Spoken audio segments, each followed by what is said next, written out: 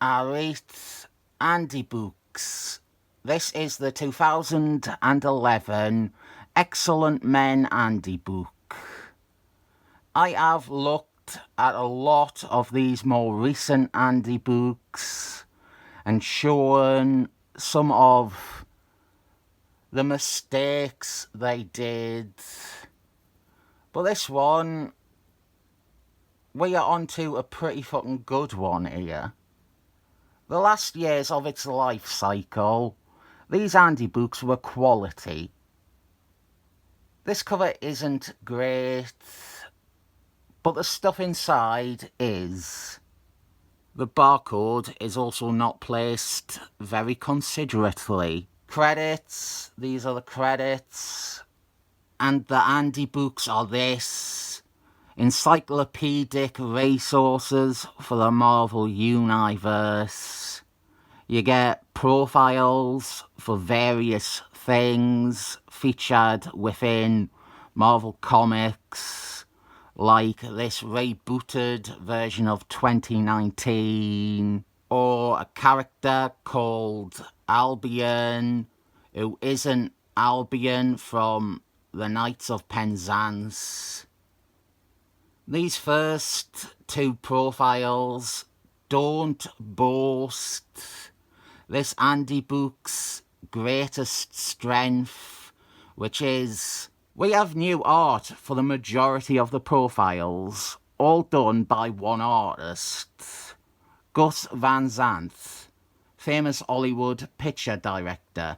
Gus Van Sant, director of Psycho. Having him for these, this is a fucking godsend. Finally, characters that maybe were not as prominently shown in comics don't have dogshit pictures attached to their profiles. We're not wasting time with a bad crop of a character facing half away. We have got clear and useful, and dare I say, perfect images accompanying a lot of the profiles. Something like this.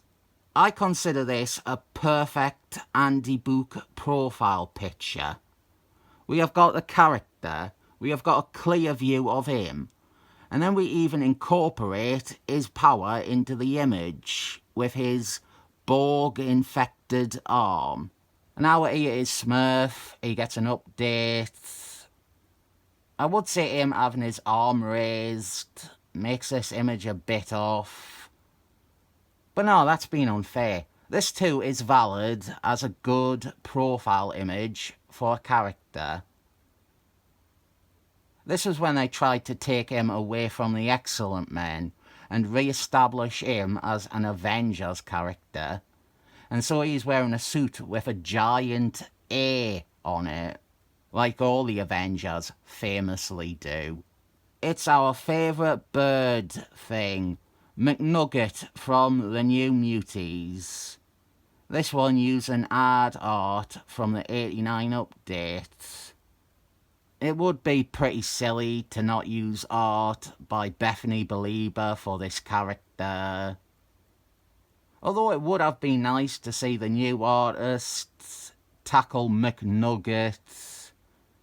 Maybe give him a new shot in the Excellent Men uniform.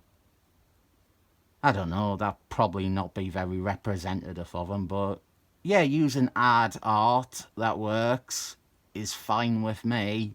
Black Womb from that Dr. X solo story. New art again. There was actually a workable image of this character in that issue I recently looked at. It was a splash page that was revealing her involvement. And it is nice to see them commission new art, even for a character where there is clearly an image they could have used from a recent comic. On the left is some ad artwork from the 89 update. And on the right here is one of those white people, Christopher Clairvoyant, transformed into Native Americans. Do you reckon he will ever appear in a comic again? Too problematic, innit? It's blackface, more or less. I concept blackface. The last time he appeared was in Jason Faberge's Generation Next in the late 90s. He started working at the Excellent Men's School as the gym coach. I know that. I knew that. I didn't read it in this profile to remind myself that. I knew it. A bad guy from David Peters' Extra Factors. An evil version of Multiplication Man. One of his duplicates went evil. Team profiles. Well, not even a team, really. More of a thing. A dimension. Summit. I don't know. A realm. That's what I'd call it. It was many things. They never really knew what it was. It'd be another world in one comic, and then it'd be a team of ninjas in another. Then it would be a tattoo on Fetish Fuel's face. I was gunning to say they still haven't really got a consistent approach to profiles like this, but when it comes down to it, a mess of a profile is what this concept deserves. Apparently, a Michael Notes character here, soon to be available in an omnibus. I assume Excellent Men versus Michael Notes is why this is getting included here. Are the omnibuses collecting that miniseries? I didn't really care. They are written by Christopher Clairvoyant, aren't they? I don't really want to read them. Actually, I barely have interest in Michael Notes, but I am getting that first omnibus. The Excellent Men's had FBI handler Oliver Platt, but I can't talk about him because the other profile is calling out for me. This is a character called Emma Frosties. You might not know her. This is an update for her, one of her best costumes as well. And I'm not saying this because of the character and how much I adore her, but wonderful picture. Perfect representation of a character. This is exactly what a piece of artwork for the Andy books should be. That way you're getting full page profiles for either of these characters is surprising. I think one thing people might say about Gus Van Zant's art is they would have preferred something a bit less stylized. He is not house style, but, well, in 2011, was there even such a thing as house style? In terms of Excellent Men, I actually think he is about what was the middle ground of the art styles usually seen in those books. Bad guy from Warren Fallis's character-defining run on Excellent Man. Did I say character-defining? My mistake, I meant character-demising. Inky Jones from Young Excellent Men. We've not seen his face in a while, and probably won't ever again. Inky Jones, if you don't know, chances are you don't know. Google Inky Jones London comedy scam or whatever. There is a great blog post from an American comedian who was tricked into doing... Well, Inky Jones was, I think he is bankrupt and possibly convicted now. He was a con artist. exploited tourists with a sham comedy night. He had about 40 different aliases for himself. Ripped everybody off. This character is named after him. Our ear is Box. He's not even Box anymore. The name was too crazy for him. He's just regular ad Michael Boxman. 3-page profile for him. What a world we live in. Mr. Magnets' clone from the 90s. I've talked about him before. He was originally intended to be Mr. Magnets. Then Fabio Nicieza did what is called a fix-fic, where he came in and revealed that this younger, sexier, rouge love interest, good guy Mr. Magnets with amnesia, was actually a clone. The only reason the character existed in the first place was Martin Quaid trying to do an insert where he got to fuck Rouge. I do show every profile these days, even when I have nought to say. Although, look, we have a new picture for a team as well. I am hopeful that some of you who have commented on the other Andy books saying that the picture selections and things like that were terrible, I hope you all acknowledge that this is a massive improvement. Mr. Magnets update. Some more Bethany Belieber art from the 89 update. Then we have got Neil Pollard art. I am glad this is here, because I remembered something the other day that I have been wanting to find an excuse to say in a video. I remember back in the day, one of the videos, there was a video specifically that was among the main things that made me go, this is fucking easy, I can do this. There was one of those comic gates type people, they were doing a review of, I think it was Moon Girl and Devil Dinosaur. It might have been Squirrel Woman or something like that. It was an anti-smoking issue.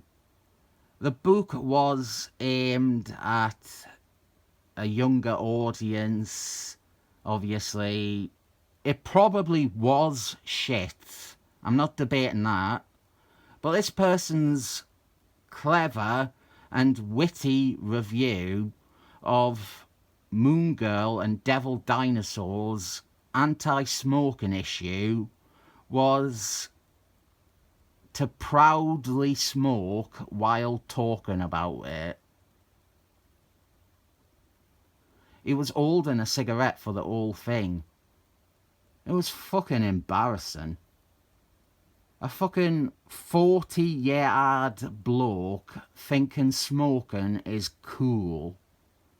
Fucking thinking that he is sticking it to modern comics by smoking. Fucking embarrassing. Fucking obscenely powerful character here that you've likely never heard of. Mistake the Smurfette. I liked this costume for her. They modernised her original design, but incorporated what was once bare skin into blue portions of her suits. This is Christopher Clairvoyant rubbish from his first unsuccessful return to the Excellent Men. I bet the current Excellent Men books fucking love the Neo. Dr. X. His is funny because the image is a bit small and makes him look like one of his character traits is small stature. Joshua Wiedenson character.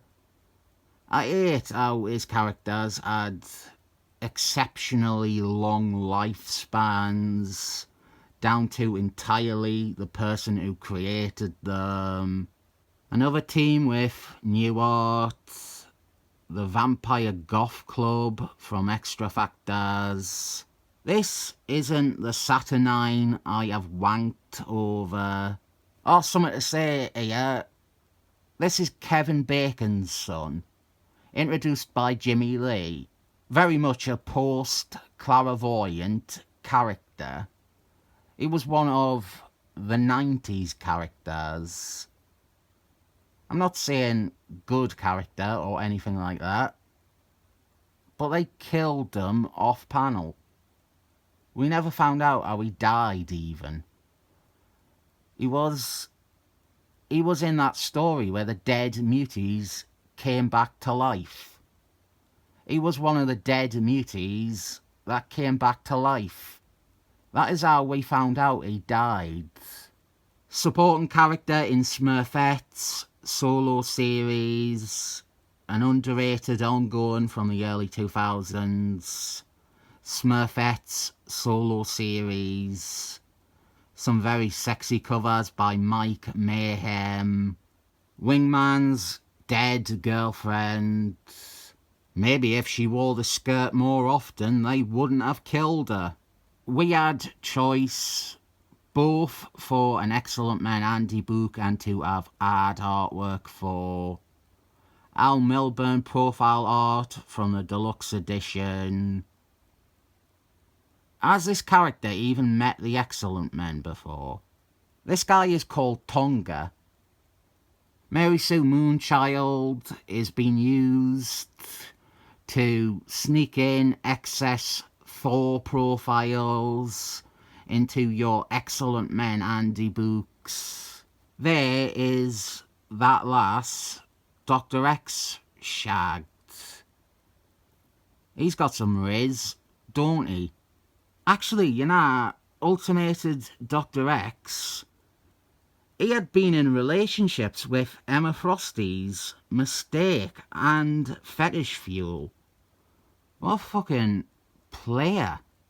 We have quite a long profile for the Warpies, Captain Britain and the Excalibur continuity.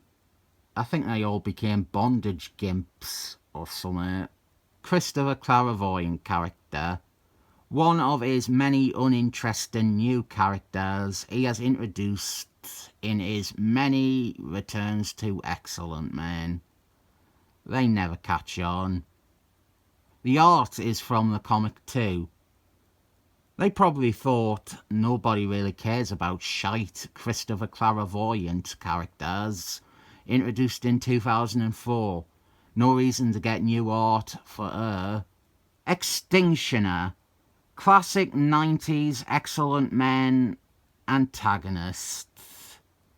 Appreciate him now, when you can, before he is in the surefire dreadful new animated series.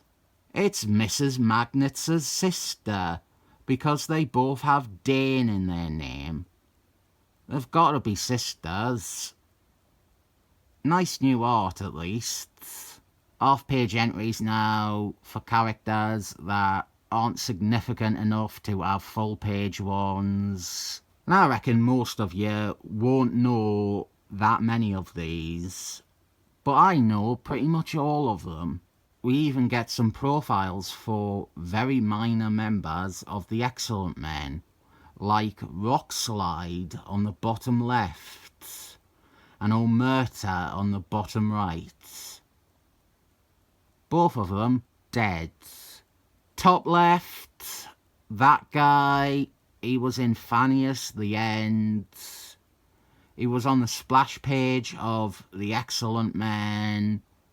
I assume a last-minute switch out for what was originally drawn as Steel Man. Top right, another Excellent Men member, Raph. Very brief. I think he's still alive though. And here on the back we have the contents. Who is your favourite character in... it's Emma Frosty's. If you don't say Emma Frosty's, I don't like you anymore. Okay, excluding Emma Frosty's then. What is your favourite character or team or whatever featured in this? That is actually a thinker for me. I'd have defaulted to Emma Frosty's, obviously. Mr. Magnets, I suppose, he's pretty... No, actually, you know what? X-Cutioner. I'm going to bat for X-Cutioner. X-Cutioner was a decent bad guy they introduced. Smurfette, she was in this as well. And Dr. X. Fuck it, my favourite is K. Rool from the Externals. This is why you have to allow me Emma Frosty's. I am all over the place without her as my balance. She looks great on this cover as well. Look at that midriff. 7 thumbs up for that spectacular level of toning.